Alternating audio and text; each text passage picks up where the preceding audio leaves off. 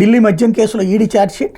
మద్యం కుంభకోణం కేసులో 100 కోట్ల ముడుపుల ఉదంతంలో ఢిల్లీ సీఎం అరవింద్ కేజ్రీవాల్ ప్రత్యక్ష పాత్ర పోషించారు ఎన్ఫోర్స్మెంట్ డైరెక్టరేట్ అనుబంధ ఛార్జ్షీట్లో పేర్కొంది. దర్యాప్తు సంస్థను తప్పుదోవ పట్టించేందుకు కేజ్రీవాల్ ప్రయత్నించారంటూ ఆయన పేరుని 37వ నిందితుడిగా చేర్చింది. ఆమ్ ఆద్మీ పార్టీ పేరుని 38వ నిందితుడి కింద నమోదు చేసింది. ఈ ఛార్జ్షీట్ పరిశీలనకు స్వీకరించిన ఢిల్లీ కోర్టు కేజ్రీవాల్ను 12న తమ ముందు హాజరుపరచాలని ఆదేశించింది.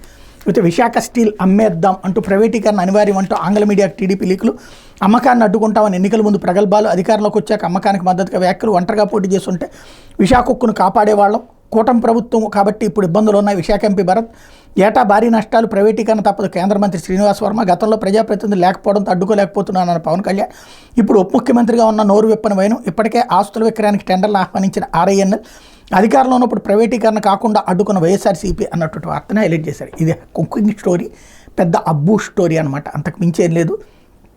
అక్కడ జరుగుతున్నది ఒకటి, జనాలకి తప్పుదోవ పట్టిస్తున్నది ఒకటి.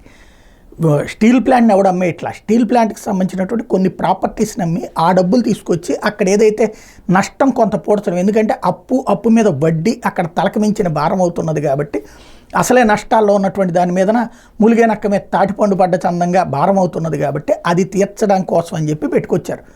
దాన్ని ఆల్రెడీ కోర్టులో నడుస్తుంది. అది కోర్టు ఆర్డర్ చేయాలి అంతే. దాన్ని ఏదో రాష్ట్ర ప్రభుత్వం అంగీకరించేది ఏంది? రాష్ట్ర ప్రభుత్వానికి ఏంటి సంబంధం అసలు?